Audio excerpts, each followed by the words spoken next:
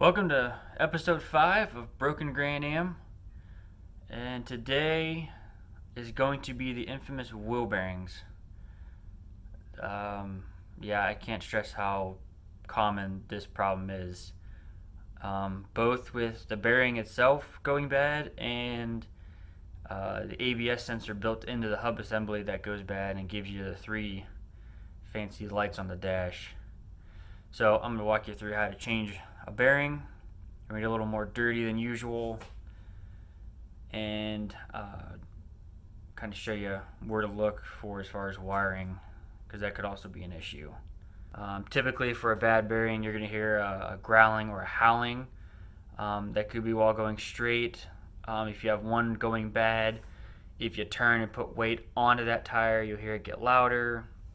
That's kind of a way to help you find which one is bad. You'll also get the 3 lights, which are ABS, service vehicle, and track off. This will translate from 99 to 2005 Grand Ams. That's SC and GTs no matter what engine. Your 99 to 04 Aleros, same thing, any trim, any motor. And then from what I see is 97 to 03 Malibus.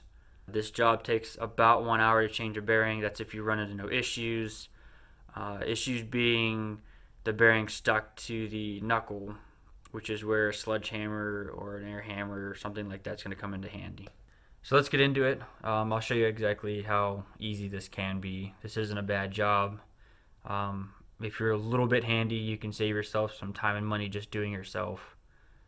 So on the bearing side, if you're getting your howling, your growling, whatever you want to call it, and you've isolated it to one side, generally if it's only side to side, if you can sit here and move it and you've got some play there, that's a tie rod. If you sit here and you lift it this way and have play, that's usually a ball joint. If you rule both of those out and you have like a general kind of loose move around, that's another indicator that that bearing is pretty worn out. Always safety first. Now that we're getting these big jobs, I can't stress that enough. Lifting a car, if you're lifting the front end, make sure you're going to chalk your back wheels. You have jack stands handy, ready to go. Always put the weight on the jack stands. Don't ever leave weight on the jack.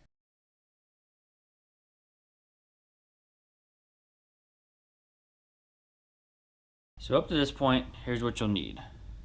First, your tire comes off. You'll need a 19 millimeter. All the stock wheels will be 19 millimeter. If you have aftermarket, you'll have something. You might have something different. After that, you'll need a 12 millimeter for the caliper. That's 2 bolts.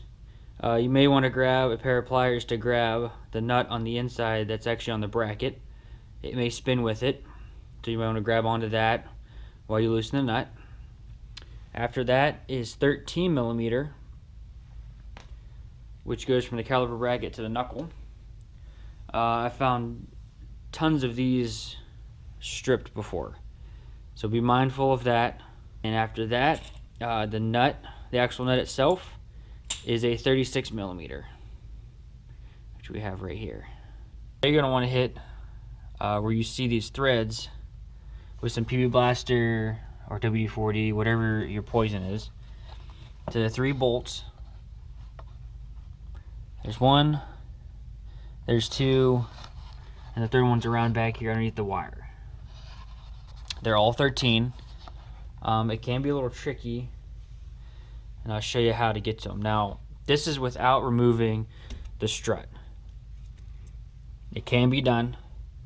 If you run into problems and you need to take the strut off, these are 21 millimeter, and I suggest cleaning off where these are at and draw circles with the black marker, because that'll mess with your alignment, taking this apart and putting it back together without putting it where exactly it was. So I suggest doing that if you're going to do that, and then immediately after, you're going to want an alignment. So for this first lower run, that'll be opposite of where the wiring is. I do a shallow with a short extension, and I get you just past the boot. So in front of it. Now mind you, I do have the axle pushed back, already a little bit. That way it's out of the way. The top one, I go with the second one, and that gets me just past the bottom of the strut. Now at this point, we're going to go ahead and undo this connector. There, you can see a little better. And for this one, we're going to do one small extension with a shallow socket.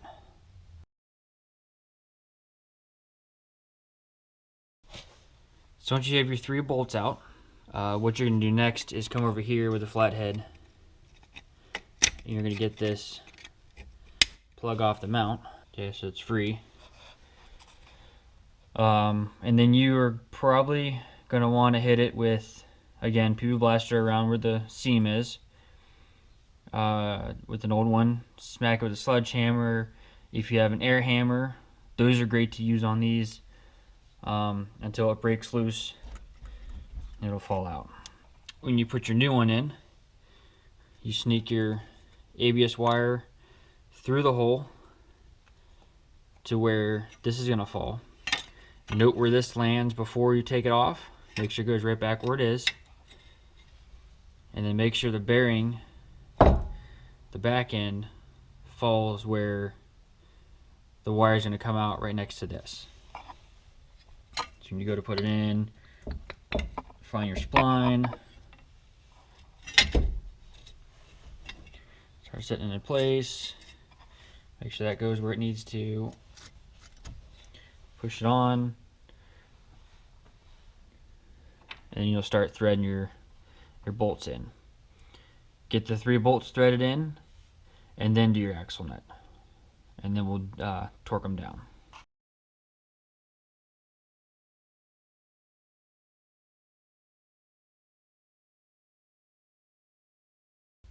Also, definitely with this top one, when you're putting the bolt back in, make sure this axle is still pushed back, because the head of the nut will give you trouble getting in there. You'll notice if you push this back, the nut will fall right in place.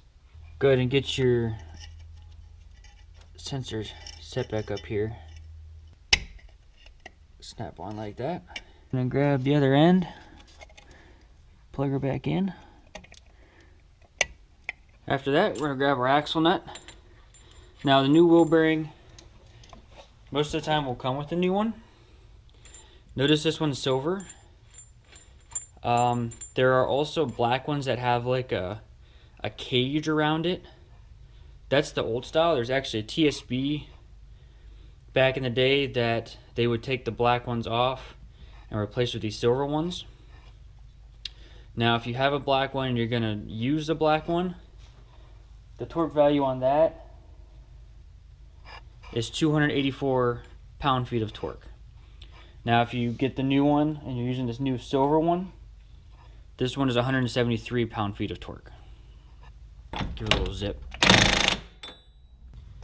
And if you're going to go the route where you take these off, make sure when you put these guys back on that you torque these guys down. That's 133 pound-feet of torque. Then we're going to go ahead and put this back together. Put your rotor back on, then your caliper bracket, put your pads back in.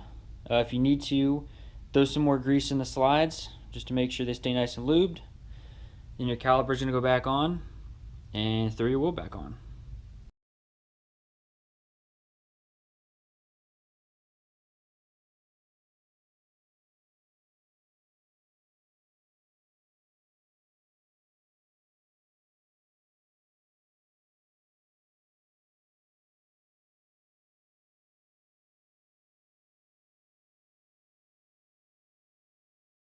Now another possible issue is this ABS wire